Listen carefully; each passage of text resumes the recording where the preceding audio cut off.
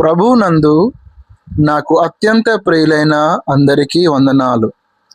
ఈరోజు మనం ఒక అద్భుతమైన వాక్యము ద్వారా మనల్ని మనం ప్రోత్సహించుకుందాం. నా ప్రాణమా యెహోవాను సన్నుతించుము, నా అంతరంగమునున్న సమస్తమా ఆయన పరిశుద్ధ నామమును సన్నుతించుము. కీర్తనలు 103:1.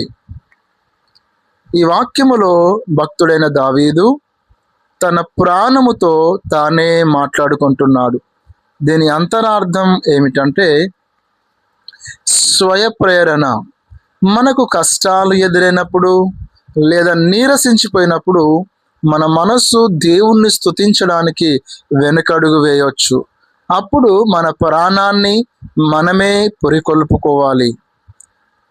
అంతరంగమునున్న సమస్తమా అంటే కేవలం పెదవులతో మాత్రమే కాకుండా మన ఆలోచనలు, భావోద్వేగాలు, మన పూర్ణ హృదయముతో ఆయన స్తుతించాలని అర్థం.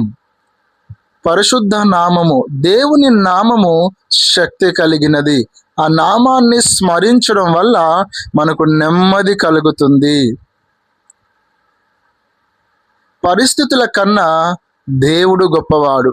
మీ జీవితంలో ఇప్పుడు ఎలాంటి సవాళ్ళు ఉన్నా దేవుని వైపు చూస్తూ ఆయన్ను స్తుతించడం ప్రారంభించండి. స్తుతిలో గొప్ప శక్తి ఉంది. కృతజ్ఞత కలిగి ఉండడం, గతములో దేవుడు చేసిన మేళ్లకు గుర్తు చేసుకుంటూ ఆయన చేసిన ఉపకారములలో దేనిని మరవకండి. ఆత్మీయ ఉజ్జీవం.